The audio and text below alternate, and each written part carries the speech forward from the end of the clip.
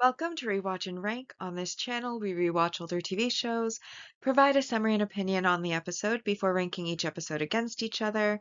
And today's episode is One Piece East Blue Saga Baratie Arc, episode 24, Hawkeye's Mihawk. Swordsman Zoro falls into the sea. Episode in a nutshell is a brief reminder of what happens in the episode. So, this episode basically picks up kind of where the last one left off, with Johnny and Yuzuku being brought onto Baratti's deck and informing Luffy and the others that Nami has run off with the ship. We then get a flashback to where she was looking at a stack of wanted posters, and Yusuku and Johnny note that she's specifically looking at Arlong, who is a very dangerous villain who basically they think that they could lose by a hair or two. They don't even think they could beat him, really, and warn her like he's not somebody to mess with. She then says, "Oh, you know what? I gotta get changed. Can you turn around?"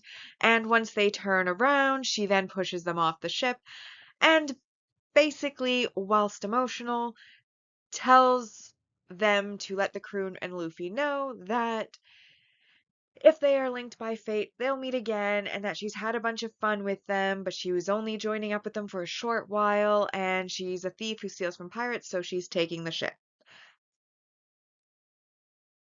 Before sailing off,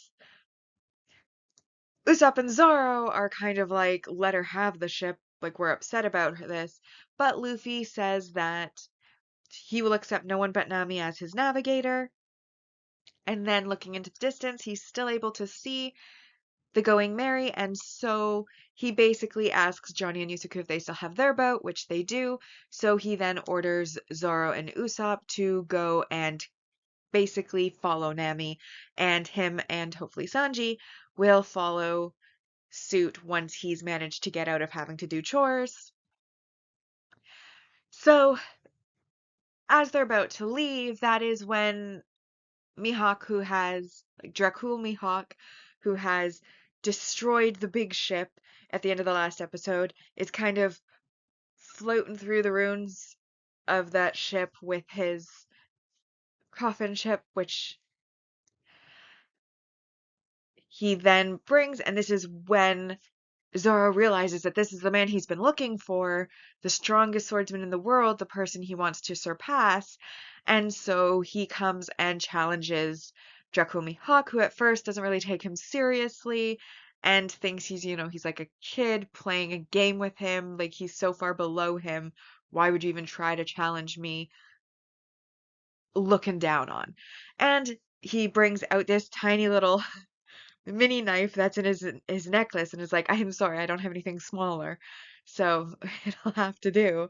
And Zoro, of course, gets upset, but they then fight back and forth. Zoro then realizes that there is a humongous gap between him and Dracul Mihawk, and he has some flashbacks to Kuina calling him weak and all of the duels he lost against her and their shared dream to be the greatest swordsman, that one of them has to become that. And as they fight, Dracul's um, impression of Zoro kind of increases, including his impression of Luffy, who stops Johnny and Yusuke from interfering and watches the fight because he knows that's what Zoro needs him to do, is just stand back and watch. Zoro ends up getting stabbed by the mini knife in the heart, and Mihawk basically asks him, like, why are you not stepping back? Why are you letting me stab you? And he basically says that if he takes a step back, everything that he's worked for, all the promises he made, will feel like they are shattered and meant nothing. And this impresses Dracul Mihawk enough that he takes out the big sword to fight with Zoro. Zoro then does his super secret strongest attack on him and ends up with his two spare swords being broken, leaving him only with the white one. And he then puts his sword away and basically, like, stands there, lets himself get But in the front, because scars on the back are a swordsman's greatest embarrassment, which again kind of earns him some respect from Dracula Hawk, who then basically chooses to let him live. Luffy then comes over and he asks Luffy's name as well, asks for Zoro's name, gives his own name, and basically tells Zoro to, go out, get more practice, get better, learn more about yourself, about the world, and when you are ready to stand on the top, I will keep hold of this seat of the strongest so that you can challenge me again and take it from me someday. And this is then when Craig, feeling a little bit left out, comes over and says, I thought you came here to kill me. And Kumahawk's like, well, yeah, but I've had enough fun. I don't really need to kill any more boredom, so I'm just gonna go. And he leaves, even though Craig tries to stop him by like shooting a bunch of bullets. Doesn't really impact Mihawk. He just kind of says some people never learn and leaves. Zoro then makes a vow to Luffy about how he's going to become the strongest and be a part of the Pirate King's crew, and yay, before he is then taken with Usopp over to the other boat where they then go after Nami.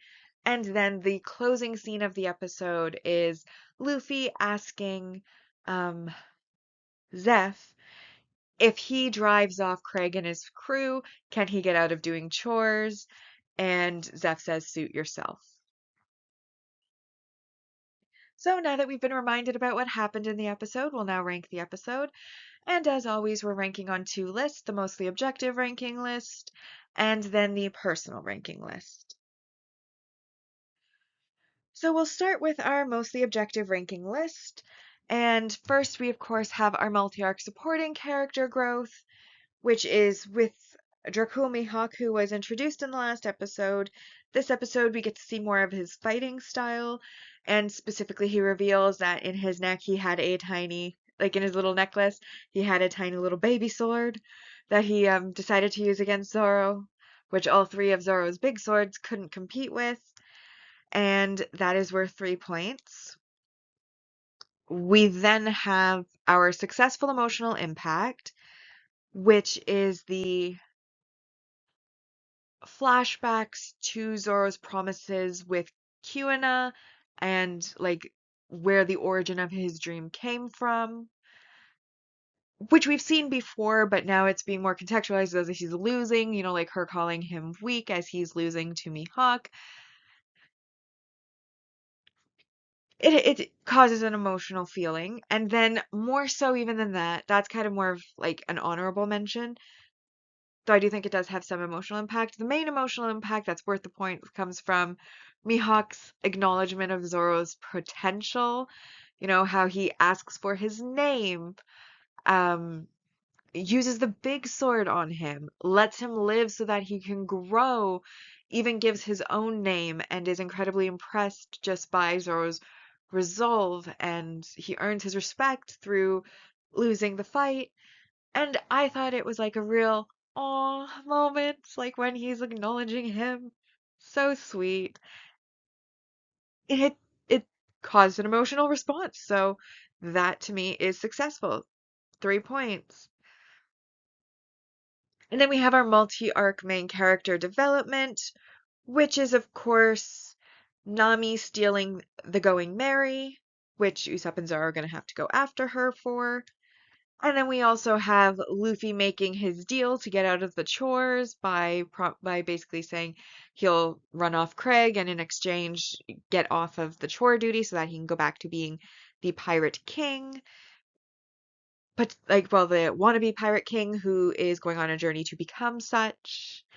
And those together, I'm thinking, are worth those 4 points. And then lastly, we have our multi-arc main character growth, which is Zoro's secret technique, 3,000 worlds, which is the sword attack that he does at the end, his strongest attack, which unfortunately does not lead to a victory, but again does earn him the respect and acknowledgement of Dracula Mihawk, who is his goal to become the strongest, as he is the world's current strongest. And that leaves us with 14 points. Maximum score is a 10, and therefore this is a 10 out of 10 episode. So that brings our arc rankings so far in our mostly objective ranking to in first, Past of the Three Swords, the promise between Zoro and Kyuna, the famous cook, Sanji of the floating restaurant. This episode comes in third, Hawkeye's Mihawk. Swordsman Zoro falls into the sea. Fourth, An Unexpected Guest, Sanji's Food and Gin's Grace. Protect Baretti, The Great Pirate, Zeph the Redleg. And then in sixth is The Great Pirate Fleet, Captain Don Craig. So now we move on to my personal ranking. And pretty much everything in the mostly objective ranking does apply here as well. I do want to make a special point to say that I do love Dracul Mihawk's aesthetic. Like the coffin boat with the green candle, the fact that like both his swords look like giant crosses, his feathery hat. Even the goatee and mustache, the yellow eyes. I think this is a very well designed character. And I think that that earns points just for me personally from like the emotional standpoint. I'm like, this is an amazingly well designed character, amazing aesthetic. I also like the little foreshadowing with Nami, how she's looking at the wanted poster for Arlong, which, as this is a rewatch, spoilers may occur, and we do know that Arlong becomes important later, and therefore this is foreshadowing, which I really like when they do little hints like that. I do find it's also nice that it kind of also establishes Sanji's current mindset. Because when Zoro is letting himself be stabbed in the chest, opening himself up to be slashed across the front by Mihawk, all for the sake of his dreams, Sanji yells out that it should be easy to give up your dream, shouldn't it? Because his dream was to find. Wait, we don't know his dream yet. I won't spoil it. I mean, I could. It's so old. If you don't know, you don't really need it, but I won't. We'll talk about it when it comes out. But the point is, it's setting the mindset right now that Sanji thinks that it is okay or should be easy to give up dreams, which gives us a base from which he can grow. Let's put it that way.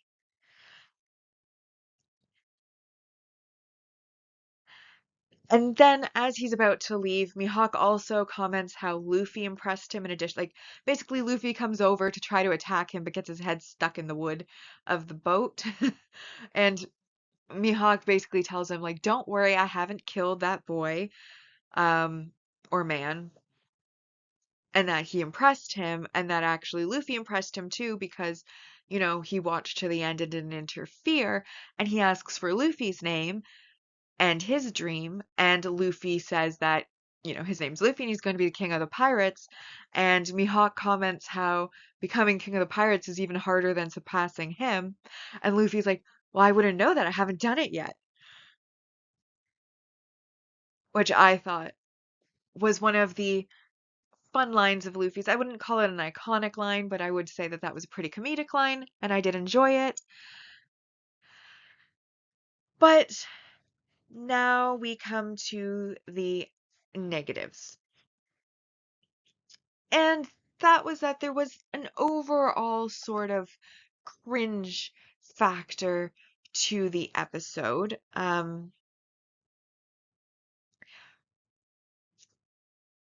Like I understand the sentiments behind everything and how it's earned respect from Mihawk and all of that, but I still find it kind of cringe that, like he just lets himself get slashed across the front, and then afterwards, this is the real cringe.